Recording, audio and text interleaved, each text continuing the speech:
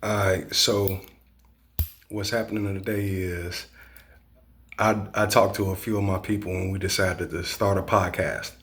So what I'm finna do is share a story with y'all that y'all probably don't know about. More than likely, even the people I'm gonna share with on Facebook. That's family that probably don't know about it. So anyway, I was in school in 2013. My mama had just moved to 77 in Cornell on the east side in South Shore in Chicago. She called me and she was like, hey, it's a guy, he's harassing me. He keep following me from the store. I'm like, man, I'm thinking my mama lying because my mama be lying. She be lying like a motherfucker. It's her MO. But I was thinking she was lying. It's crazy.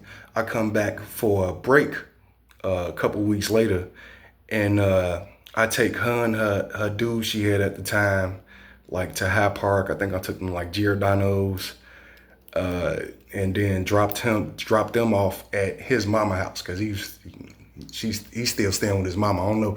It hit different when you still stay with your mama. Being that as it may,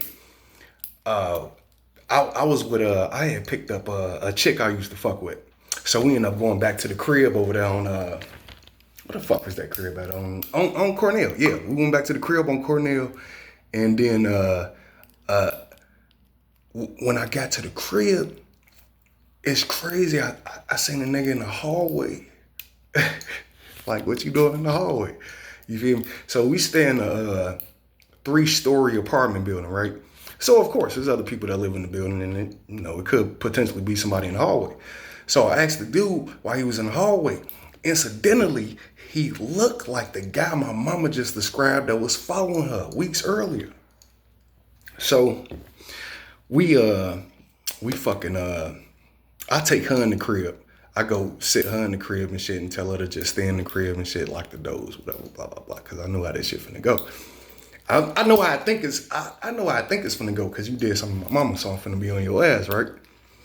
The nigga, I asked the nigga, I'm like, bro, what you doing in the building? He was like, man, my friends stay upstairs on the 3rd floor, blah blah blah. Is you don't even know for like, don't nobody stay in that apartment that you stay in. I mean, you you're not going to the right apartment. So anyway, I called my mama. I called. I was like, "Hey, remember the guy you told me was following you a couple weeks ago?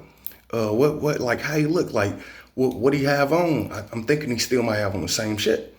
She say, "I'm like, and before, and during this, before this, I asked the nigga. I was like, hey." My mama told me somebody was over here fucking with her and following her back from the liquor store and blah blah blah. She stay in this apartment right here. Do you know anything about that? He was like, I would never do nothing like that to nobody, mama. So, yeah, I would never did it like that to nobody, mama. Like, all right, bet. So I call him. And I'm like, hey, you remember the guy you told me that was harassing you and shit, like following you and shit? Like, how he look? So she say, well, when I seen him, he had on a black jacket. He say, no, I got on speakerphone. So she's saying this shit while we standing in front of her apartment. So he was like, I got a brown jacket. I'm like, dog, that jacket black as hell. I'm like, what else he have on? She was like, he had on a black backpack. I think it was like a white socks or something. I'm like, bro, that's you. He was like, no, that ain't me. So he started trying to walk down the stairs. We're on the 2nd floor, man. We're on the 2nd floor. He started trying to walk down the stairs. I'm like, bro, what you think you think you finna outrun? He was like, bro, I just don't want to have no problems with this. And I was like, hey, my mom, she on the phone, she had a confrontation. She like, hey, listen here. Leave that man alone and don't do nothing to him. You gonna end up going to jail. Blah blah blah. I was like, damn, I'm finna go to jail too. That's fucked up when you go to jail in Chicago and people get away with too much shit in Chicago. It's fucked up. But she was like, you gonna go to jail? I'm like, hey, let me call you back because the nigga started trying to run downstairs. So I went downstairs and I chased him, caught him on the 1st floor, beat him bad. Sorry. He say, sorry, man, please. I say, so did you really do it? Bah! I say, all right, bro, listen. I just want to tell you, bro, I don't know you from nowhere. I could kill you right now. Leave my mama alone. I don't know what she did to you. I don't know where you met her at. I don't know. I don't know nothing about none of that shit, you feel me? But leave her alone. Like, don't never come over to this building again. It's like, bro, can I please leave? So we standing cause he kept trying to run down the first flight of stairs, so I kept busting him and shit. So we stuck by the door. The nigga pushed me, try to run out the front downstairs though, you know where the main door at before you even come in the building. Come to find out that motherfucker locked and you can't get out. That's crazy when you can't get out that damn door. And then I end up running back on your ass and knock your ass into the door. Now, this is a really, really crazy ass story. Now, I'm making light of this shit, but anybody trying to hurt anybody or anybody in your family is fucked up.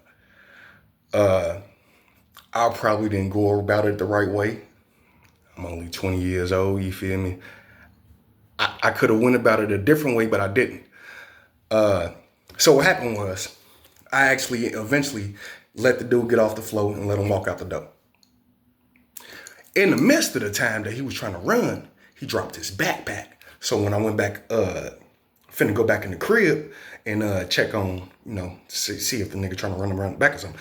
I go back in the crib and I'm like, oh man, this nigga done dropped his backpack on the damn floor. So I talked to the girl, she up in that sleep. She said, oh, I ain't hear none of that shit. I'm like, I'm pretty sure you didn't. But I called my mama back. She was like, you shouldn't have did that and blah, blah, blah. I'm like, hey, the only thing I know is to protect my people. Especially my mama, like that's deep. So what happened was I called the police. I called somebody and they told me, they was like, man, call the police because you don't want to, and if he try to press charges or if, try to say some goofy shit. Well, so I was on the phone with the police. I called the police, told them what happened. And they pulled up. It was like it was two niggas. It was two brothers. They pulled up in the car.